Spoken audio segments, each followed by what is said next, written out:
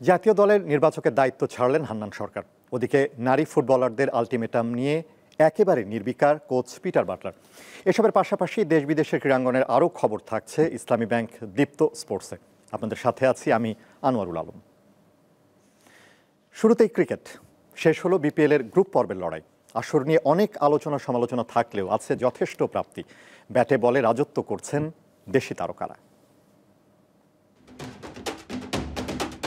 বিপিএল-এর শুরু থেকেই উড়ছিল রংপুর রাইডার্স। প্রথম ৮ ম্যাচ জিতে নিজেদের অনেকটা অবিসংবাদিত বানিয়ে ফেলেছিল নুরুল হাসান সোহানের দল। তবে এরপরই ছন্দপতন। টানা ৪ হারে শেষ পর্যন্ত টেবিলের সেরা দুইও থাকতে পারেনি তারা।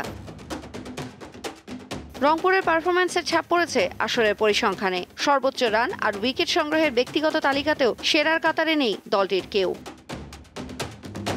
বিশ্বজুড়ে ফ্র্যাঞ্চাইজি ক্রিকেটে মাতানো Mitchell Starc, Sam Curran, Rachin Ravindra কিংবা জশ বাটলারদের কেউই আসেননি বিপিএলে। যারা খেলেছেন তারাও সেভাবে জ্বলে উঠতে পারেননি। দর্শকদের মন ভরিয়েছে দেশি ক্রিকেটাররাই। রান সংগ্রাহকের তালিকায় সেরা ৩-এর সবাই আর সেরা ১০-এর ৮ জনই দেশি ক্রিকেটার। ১২ ম্যাচে ৪৪-এর ওপর গড়ে ৪৮৫ রান নিয়ে সবার ওপরে তরুণ ওপেনার তানজিদ তামিম। এরপর আছেন নাইম শেখ আর এনামুল বিজয়। জাকির, লিটন, তামিম ইকবালদের রানও ঈর্ষণীয়। বোলারদের তালিকাটাও অনেকটা একই রকম।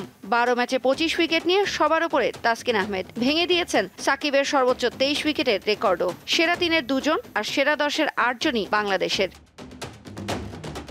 বাংলাদেশের উইকেট স্পিনারদের সহায়তা করে বলে ধারণা প্রচলিত আছে, কিন্তু মজার বিষয় হলো সর্বোচ্চ উইকেট শিকারীদের তালিকায় প্রথম ১০ জনই পেসার। তৌসিয়া ইসলাম, দীপ্ত স্পোর্টস। জাতীয় ক্রিকেট দলের নির্বাচকের পদ থেকে সরে দাঁড়ালেন হান্নান সরকার। গত বছরের ফেব্রুয়ারিতে দায়িত্ব গ্রহণ করেছিলেন জাতীয় দলের এই তারকা। বিসিবির সূত্র অনুযায়ী হান্নান সরকার ১ মাসের নোটিশ দিয়ে জাতীয় দলের নির্বাচকের পদ থেকে পদত্যাগ করেছেন। জাতীয় দলের নির্বাচকের দায়িত্ব গ্রহণের আগে বয়সভিত্তিক দলের সঙ্গে কাজ করেছেন হান্নান। তাই তিনি তার কোচিং ক্যারিয়ারে ফিরে যেতেই এমন সিদ্ধান্ত নিয়েছেন বলে জানান তিনি। তার ইচ্ছা আছে প্রথম শ্রেণীর ক্রিকেটে এবং ভবিষ্যতে বিপিএলে কাজ করার। হান্নানের বিদায়ে বর্তমান নির্বাচক প্যানেলে প্রধান নির্বাচক লিপুর সঙ্গে থাকছেন আব্দুর রাজ্জাক।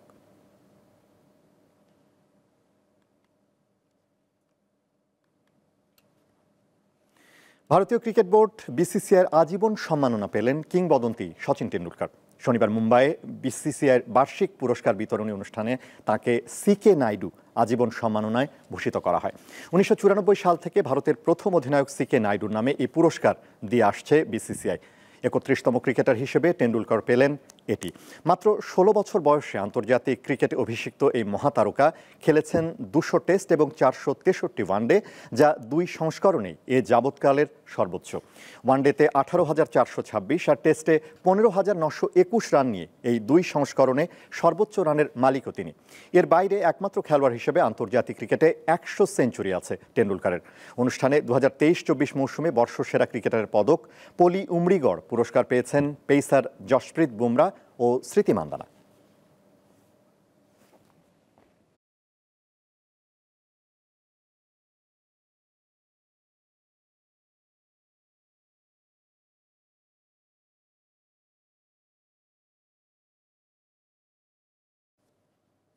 বাংলাদেশ জাতীয় নারী ফুটবল দলে টালমাটাল অবস্থা। কোচ পিটার বাটলারের অধীনে খেলবেন না ১৮ সিনিয়র খেলোয়াড়। তবে এ নিয়ে উদাসীন কোচ। যারা আছেন তাদের নিয়ে এগিয়ে যেতে চান তিনি। অন্যদিকে মেয়েদের সিদ্ধান্ত পরিবর্তনে কাজ করে যাচ্ছে বাফুফে। পিটার বাটলারের বিপক্ষে যেখানে কঠোর অবস্থানে সিনিয়র খেলোয়াড়েরা, সেখানে প্রথমবারের মতো বঙ্গবন্ধু স্টেডিয়ামে কোচ বাটলারের অধীনে অনুশীলন করেছে বাকি ১৩ জন খেলোয়াড়। তবে এই ১৩ জন নিয়ে হয় না পূর্ণাঙ্গ স্কোয়াড, অনুশীলনেও থাকে ঘাটতি। তাই সামনে কি হবে এ নিয়ে নিজের বক্তব্য পরিষ্কার করেন এ ব্রিটিশ কোচ। এখন যারা আছে তাদের সাথে অনূর্ধ্ব ২০ দলের খেলোয়াড়রা যোগ দেবে। তারা দেশকে সেরাটা দিতে প্রস্তুত থাকবে।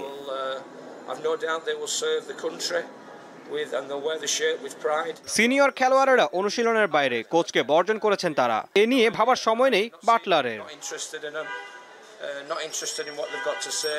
তবে দেশের স্বার্থে নারী খেলোয়াড়দের সিদ্ধান্ত পরিবর্তনের আহ্বান জানান বাফুফের নারী উইংয়ের চেয়ারম্যান।